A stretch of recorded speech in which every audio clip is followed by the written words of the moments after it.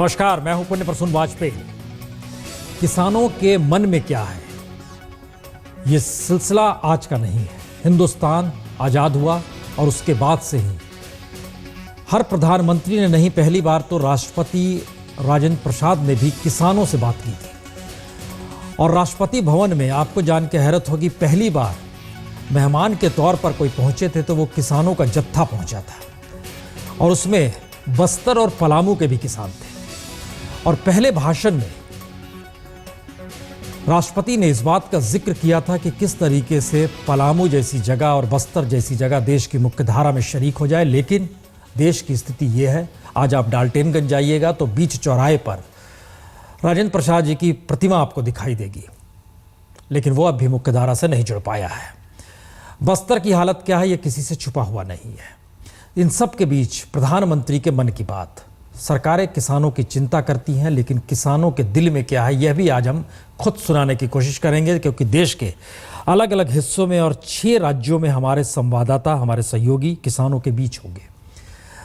हमारे साथ स्टूडियो में भी मेहमान बीजेपी के नेता संदीप पात्रा जी, सतपाल चौधरी जो किसान नेता है वो भी होंगे, और जब प्रधानमंत्री बोल चुके होंगे उस वक्त कांग्रेस के भी नेता जुड़ जाएंगे। यानी क्या वाकई राजनीतिक तौर पर किसानों के दर्द को समझा जाए, या इससे इतर देखने की जरूरत इस देश को आन पड़ी है, ये समझा जाए।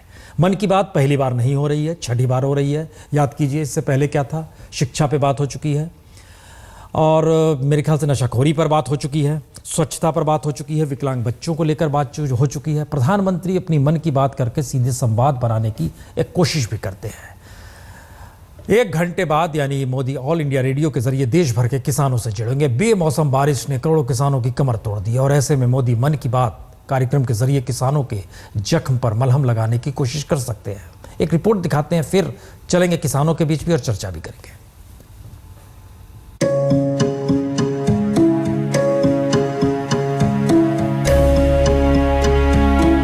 अगर उचित मुआवजा ना दिया गया तो किसान आत्महत्या के लिए मजबूर हो जाएंगे।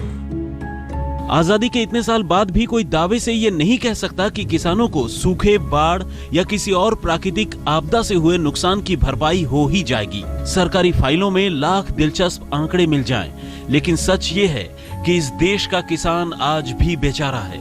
उसकी जिंदगी गरीबी से कभी निकल ही नहीं पाती। आज भी उसे सरकार से ज्यादा इंद्र की मेहरबानी पर भरोसा है। इस बीच भूमि अधिग्रहण बिल पर संसद से लेकर सड़क तक खूब हंगामा हुआ। किसानों का आरोप है कि उनकी सबसे बड़ी संपत्ति यानी उनकी जमीन से बेदखल करने की तैयारी है। इस संदेह के बीच विपक्ष फ्रंट में आकर सियासी चौके छक्के लगा रहा है। सरकार अपनी छवि को लेकर गंभीर है, लिहाजा मोदी आज आकाशवाणी पर कार्यक्रम मन की बात के जरिए देश के किसानों से सीधे रूबरू होंगे और उनसे जुड़े मसलों पर बातचीत करेंगे। प्रधानमंत्री नरेंद्र मोदी भी मन की बात के जरिए खेतीहरों के जख्मों पर मरहम लगाने की कोशिश करेंगे। सुबह 11 बजे मोदी के मन की बात का प्रसारण होगा। ऑल इंडिया रेडियो के जरिए मोदी किसानों से संवाद करेंगे। प्रसारण रेडियो के तमाम चैनलों के साथ ही दूरदर्शन भी करेगा। ये मोदी के मन की बात का 6ठा संस्करण होगा। बोर्ड इम्तिहान की तैयारी करने वाले छात्रों से लेकर स्वच्छता अभियान तक मोदी के संवादों का सिलसिला जारी है। लेकिन इस बार देश के करोड़ों किसान मोदी की तरफ उम्मीद भरी निगाहों से देख रहे हैं। किसान चाहते हैं बात मन की हो तो उनकी मुश्किलों की भी हो। किसान है, उनके जो 2-3 महीने में वो संतरे के बगीचा के लिए जो कष्ट किया, वो उनका सब मुनाफा पानी में गया। बैंक से कर्जा लिया, वो शेतकरी आत्महत्या इसकी वजह से कर रहे कि जो सरकार है अपनी, सरकार शेतकरी के वजह से कुछ सोचते नहीं। भारत में जो 70% किसान है, उनको उनसे उत्पादित की जाने वाली खेती के माल का कीमत ठहराने का आज अधिकार नहीं या स्वतंत्रता नहीं। मैं मोदी जी से रिक्वेस्ट करता हूँ कि वो अपने मन की बात में इसकी स्पष्टता दे। हालांकि प्रधानमंत्री ने कई मौकों पर किसानों के प्रति गहरी संवेदना दिखाई है।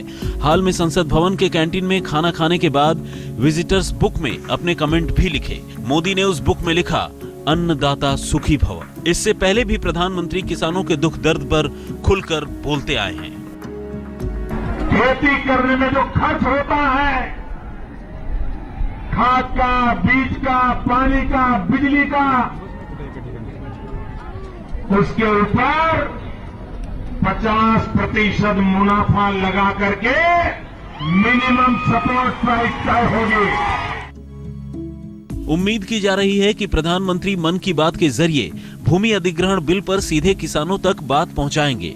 किसानों से सीधे संवाद का मकसद भूमि अधिग्रहण विधेयक को लेकर उठे विवाद पर किसानों के सामने सरकार का रुख रखना भी हो सकता है। क्या इन किसानों की तकलीफों का कोई हल निकल पाएगा? बेमौसम बारिश की चपेट में आए किसानों के घरों में उम्मीदों के चिराग रोशन कर पाएंगे नरेंद्र मोदी? भिवानी से जुगल पुरोहित और रोहतक से सुरेंद्र सिंह के साथ आज तक ब्यूरो। हमारे संवाददाताओं की पूरी टीम अलग अलग जगहों पर निकली है। भट्टा परसौल में अंजना ओम कश्यप, भिवानी में अशोक सिंगल, बेटा में सुजीत झा, जयपुर के करीब सिरबी गांव में शरद, लखनऊ के करीब जुगौर गांव में आमिर और नासिक में मुनीश चंद्र पांडे। मुनीश, सबसे पहले हम आपके पास आ रहे हैं क्योंकि विदर्भ और मराठवाड़ा खुदकुशी करने वालों की तादाद बीते 78 दिनों में लगभग 300 हो गई है और मराठवाड़ा में ज़्यादा खुदकुशी इस बार विदर्भ से भी आगे निकल गई है। यह आंकड़ा याद करा रहा है हमें जिस समय 2006 में या उससे पहले चले जाइए 1996 में। क्या है किसानों के मन में जो है, क्या उन्हें भरोसा है आज प्रधानमंत्री जो इस बात का जिक्र करेंगे उससे उनके मन में जो भी दर्द है उस दर्द पे मलहम लगेगा? प्रसून, अगर नासिक की बात करें तो नासिक के जो अंगूर हैं पूरे देश और विदेश में भेजे जाते हैं, एक्सपोर्ट होता है। लेकिन इस बार 70,000 हेक्टेयर की जो फसल थी जो हाल ही में बेमौसम बारिश हुई है और ओले पड़े हैं उसकी वजह से पूरी खराब हो चुकी है। यहाँ के जितने भी किसान हैं, जितने से हमने मुलाकात की है, सबने 8 से 10 लाख रुपए का लोन लिया हुआ है, लेकिन पूरी फसल बर्बाद हो गई है। परिवार पूरी तरह से आफत में है। कुछ किसान हैं, उनसे बात करते हैं। मोदी अपने मन की बात करने वाले हैं, आप लोग से रूबरू होंगे। क्या आपने अपने मन में बिठा के रखा हुआ है कि क्या कुछ करें वो आपके लिए, ताकि आप जो है अपनी खेती को आगे बढ़ा सकें? जी सर, हमारे यहाँ किसानों ने बहुत सारा कर्जा उठा लिया था। 1 एकड़ के लिए सर 5 लाख रुपए का तरीकम कर्जा उठाया था। गार्डन लगाने के बाद 2 साल तक रुकना पड़ता है फसल आने तक। वहां से आगे और 2 लाख रुपए पर एकड़ को खर्चा करना पड़ता है। लोगों ने crop loan, MT loan, CC loan सब लेके बैठे हैं। हमारे किसान उम्मीद करते हैं मोदी जी से कि सब कर्जा हमारा माफ किया जाए और हम किसानों को आधार दिया जाए ताकि हम आगे जाके वापस खेती कर सकते हैं। यहाँ पे सब सब्जियों का भी बहुत सारा फसल आता है। यहाँ पे सब खेती सब तरीके से खेती किया जाती है। प्याज किया जाता है। प्याज और अंगूर की बात करें तो सबसे ज्यादा नुकसान प्याज और अंगूर का हुआ है। 25,000 हेक्टेयर की जो फसल हो चुकी है। कुछ और किसान हैं, उनसे बात कर लेते हैं। आप बताइए कि क्या आप चाहते हैं मोदी से? खाद सब कुछ तो महंगा हो चुका है, क्या चाहते हैं आप नरेंद्र मोदी से? क्या बोले चाहते वो जो 25,000 रुपया हेक्टेयर दिया है हमारे राज्य सरकार से, तो उसमें कुछ होने वाला नहीं है अभी। तो पूरा लोन हमको माफ करना चाहिए मोदी सरकार ने। जी प्रसून, तो जो लोग हैं यहाँ पर एक सवाल है मुनीश, ये जो लोन लिया जाता है महाराष्ट्र को लेकर ये बात सामने आती है कि ये सूदखोरों से भी जो सूद पे चढ़ाते हैं और उनके जंजाल में ये फंसते चले जाते हैं। क्या ऐसे भी किसान हैं वहां पर? जी बिल्कुल, उनसे ही बात करते हैं। कई बार जो लोन होता है वो सूद पे लेते हैं आप लोग, तो क्या ऐसा होता है कि फसल नहीं होती आपके ऊपर सूद बढ़ता ही जाता है? बढ़ता ही जाता है। अभी 3 लाख तक हमको 6% मिलता है। अभी सर नहीं भरेंगे तो उसका 13% हो जाएगा। 13% ये एक बड़ी महत्वपूर्ण बात है यहाँ पे। अभी नहीं भरने के लिए हमको, तो अभी अगले साल हमको लोन नहीं मिलेगा ना। जी बिल्कुल, तो जो लोग हैं प्रति हेक्टेयर कम से कम 4 लाख रुपए का खर्चा आता है। 3 लाख तक का लोन अगर इस साल वो नहीं भरते हैं तो 3% रहेगा और अगर नहीं भर पाएंगे तो 13% हो जाएगा। तो लगातार जो है किसान कर्ज के तले बढ़ता रहेगा, दबता रहेगा। सरकारी जो लोन है बैंक से लिया हुआ उसके अंदर भी दबता रहेगा। और अभी तक बात करें तो दिसंबर लखनऊ में आप हैं, जुगौर गांव में। आमिर, समूची इकोनॉमी जो है उत्तर प्रदेश की खेती पर टिकी हुई है। कोई बड़ी इंडस्ट्री नहीं है, गन्ना किसान परेशान है, जो मिल मालिक है उनका भी, उनके ऊपर जो कर्जा है और जिस तरीके से उनकी उगाही हो रही है, ये सारे सवालों के जवाब किसानों को लगता है मिल जाएंगे। देखिए प्रसून जी, सबसे पहले तो ये बात कि उत्तर प्रदेश में खासतौर से इस पूरे इलाके में जो बेमौसम बरसात हुई है उसकी वजह से जबरदस्त नुकसान हुआ है किसानों का, लेकिन किसानों की नाराजगी इससे इतर भी है। चाहे खाद की बात हो, चाहे बीज की बात हो, चाहे भंडारण की बात हो, बिजली या पानी की बात हो, हर पक्ष में उनको जो है नुकसान झेलना पड़ रहा है। और मैं बात कराता हूं, यहाँ हमारे पास क्षेत्रीय किसान है। ये बताइए कि क्या उम्मीद है मोदी जी से? मन की बात कर रहे हैं, कह रहे हैं कि भाई मन की बात जानना चाहते हैं किसानों की, क्या जरूरत है कि चिट्ठी लिख करके किसान बताएं, या ऐसा कुछ है 60-65 सालों में जो आपके पास सर्वविदित है पहले से? मोदी जी जमीनी व्यक्तित्व रखते हुए भी किसानों की स्थिति को समझ रहे होंगे कि इस समय मौजूदा स्थिति में 1 हेक्टेयर में जो है लगभग लागत 40,000 रुपए आ रही है और उपज होती है करीब जो है 30 कुंटल का मार्केट वैल्यू भी लगभग 42 से 46,000 रुपए आती है, जिसमें किसान का 6,000 रुपए बचता है। और उसके बाद 6,000 रुपए कह लीजिए या 6 कुंटल गेहूं कह लीजिए, जिससे किसान का साल भर जीविकोपार्जन होता है। किसान अपने बेटों को जो है ना अच्छी शिक्षा दिला पा रहा है, ना किसान अपने बेटों को अच्छा ट्रीटमेंट दिला पा रहा है। किसानों की स्थितियां ये हैं कि हम पे जो नीतियां लागू की गई संदेश आज़ाद होने से आज तक, उसमें कहीं पर भी हमें जय किसान भी कहा गया, हमें अन्नदाता भी कहा गया, लेकिन हमारी नीतियां जो बनती हैं वो IAS और AC कमरे में बैठ के बनाई जाती हैं। किसानों की नीतियों बनाने में कोई भागीदारी नहीं है और जो भी स्थितियां हैं वो किसान की बहुत ही गंभीर हैं। मौजूदा जो ये फसल देख रहे हैं आप, हमारी ये फसल की स्थिति ये है कि प्रति हेक्टेयर इसमें हमें 3 कुंटल भी गेहूं नहीं मिलेगा, क्योंकि थ्रेसिंग की समय ये भूसे के साथ जितना भी बीज है ये सब उड़ जाएगा। इसमें लेस मात्र जो है 5 कुंटल भी गेहूं प्रति हेक्टेयर। प्रसून जी, आपको ये पीछे तस्वीर दिखाऊं, ये वो खेत है गेहूं का जहां की पूरी फसल बर्बाद हो चुकी है। तेज हवाओं की वजह से, बारिश की वजह से फसल लगभग लेट चुकी है खेत में, और इससे गेहूं की पैदावार बहुत ही कम होने की उम्मीद है। इसके अलावा बात हो रही थी भूमि अधिग्रहण की, तो आपसे जानना चाहूंगा शॉर्ट में, भूमि अधिग्रहण को लेकर क्या ऐसी बातें हैं जो आपको लगता है कि मोदी जी को ध्यान में रखनी चाहिए किसानों को लेकर? अभी इसके बारे में हमको जानकारी नहीं। भूमि अधिग्रहण का जो बिल नया लागू हुआ है मोदी जी का, जो उन्होंने मार्केट रेट का 4 गुना किया है, बहुत अच्छा है। उस पर उन्होंने 30% सरचार्ज भी रखा है, विस्थापन शुल्क, वो भी ठीक है। यदि ये सारी रकम एक साथ मिल जाए तो निश्चित रूप से ये जो है भूमि अधिग्रहण बिल है, ये सही है, इससे किसानों का भला होगा। अब तो देखिए, यहाँ कुछ लोग ऐसे भी हैं जो कह रहे हैं कि इन नीतियों से संतुष्ट दिखाई देते हैं, लेकिन साथ ही जो मूल रूप से जो किसान है उसकी नाराजगी सरकार से बहुत है, चाहे राज्य सरकार हो चाहे केंद्र सरकार हो, नीतियों से बिल्कुल खुश नहीं है। हम तुरंत लौटते हैं एक ब्रेक के बाद, क्योंकि कई जगहों पर जाना है, जयपुर में भी जाना है, भीटा में भी जाना है, भिवानी में अशोक सिंघल है, वहां भी भट्टा परसौल भी जाना है। मेहमान भी सिंघल आप भिवानी में मौजूद है, और एक सवाल हमें लगता है प्रधानमंत्री जरूर जिक्र करेंगे। जनधन योजना के तहत किस तरीके से अब सीधे खातों में पैसे पहुंच जाएंगे किसानों के भी, इसका जिक्र वो करेंगे। किसान, सरकार की जो किसान को लेकर जो भी सोच है, संतुष्ट है, नहीं है तो क्यों नहीं है? अशोक सिंघल जी। जी प्रसून, आपने धन जन योजना का जिक्र किया, मैं वही जगह पे बैठा हूं। कल सोनिया गांधी भी प्रसून यहाँ पे आई थी। ये भिवानी का ढानी सूरजगढ़ का इलाका है, गांव है, और यहाँ चारों तरफ खेतों में किसान ये बैठे हुए हैं। यहाँ फसल बर्बाद हुई है, ओलावृष्टि के कारण गेहूं है, सरसों है, तमाम फसलें बर्बाद हो गई हैं यहाँ किसान। और ये मैं आपको दिखाना चाहूंगा कि मन की बात किसान सुनना चाहता है मोदी से। 11 बजे यहाँ पे रेडियो सेट लगा के लोग बैठे हुए हैं और उनकी समस्याएं बहुत हैं। धन जन योजना की जो बात कर रही है सरकार, देखिए फसल लेके लोग बैठे हुए हैं। मैं जानना चाहता हूं कि धन जन योजना की बात सरकार ने की है, क्या आपको फायदा हो रहा है? किसानों की समस्याएं हैं, फसल बर्बाद हुई है और मोदी मन की बात करने वाले हैं। हेलो जी, हमारे नुकसान हो रहा है, हमारे टापरू दाड़ा नहीं कि हमारा ओला पड़ गया है, बिल भरने हमारे पैसे नहीं है। नहीं, फसल खराब हुई है ओलावृष्टि से। धन जन योजना की जो बात की जा रही है उसका आपको लगता है फायदा हुआ है? जन धन योजना से कोई फायदा नहीं है, जिससे खाली एक लोगों को दिखावा करने का, आगे बैंक में खाते खुलवा दिए, उसमें कोई अभी तक आर्थिक सहायता नहीं आई है, नहीं कोई किसी प्रकार का कोई आगे आने वाली कोई संभावना है। इसे 1% भी फायदा है जन धन योजना से। बिल्कुल, धन सरकार तो दावा कर रही है इससे बहुत फायदा होने वाला है। कोई फायदा नहीं होने वाला इससे अभी तक। वो चाहते क्या है? अब परेशान कर रही है बैंकों के। फसलें बर्बाद हुई है, किसानों की मोदी मन की बात करने वाले, आपको लगता है आपके मन की बात करेंगे वो?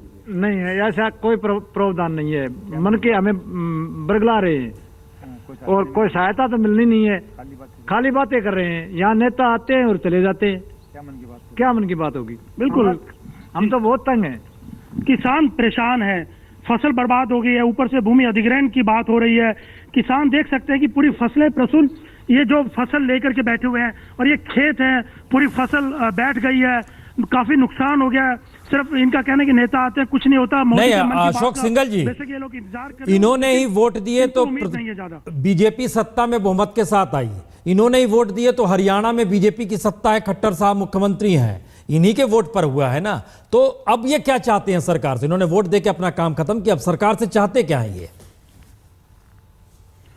बिल्कुल, आप ही लोगों ने हरियाणा में सरकार बनाई, बीजेपी की बहुमत दे करके, किसानों ने, तमाम लोग, तो लेकिन अब आप चाहते क्या है? हम तो अच्छे दिन चाहते थे, लेकिन सरकार हमारे अच्छे दिन की बजाय बुरे दिन देने के तैयार है। जो भूमि है वो तो अब पूंजीपतियों को दे दी है और किसानों को बिल्कुल बेकार कर दिया है। और ये हमारी जो खेती पर जो खर्चा आया था वो 50,000 रुपये कम से कम मुआवजा होना चाहिए। खेती का पर एक पैसा भी सरकार देने को तैयार नहीं है, पूंजीपतियों को देने के लिए तैयार है, न कि हमें गरीब किसानों को देने के लिए सरकार के पास पैसा ही नहीं है। पूंजीपतियों को देने के लिए इनके पास सब कुछ है, जमीन दे दी है पूंजीपतियों को और भूमि सारी पूंजीपतियों के पास रहेगी, न कि गरीबों के पास। गरीब तो गरीब होता जा रहा है, अमीर अमीर होता जा रहा है।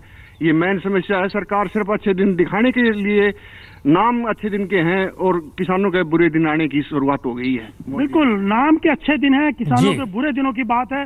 और मोदी के मन की बात, इनका कहना है कि उसमें कुछ नहीं। हम तुरंत आपके पास लौटते हैं इस पूरे प्रक्रिया में, लेकिन अंजना ओम कश्यप, भट्टा परसौल में, अंजना, वहां लोग क्या सुनना चाहते हैं प्राइम मिनिस्टर मोदी से? उनके जहन की बात क्या वाकई प्राइम मिनिस्टर सुन पा रहे हैं, या प्राइम मिनिस्टर जो कहेंगे इनके दिल से मेल खाएगा?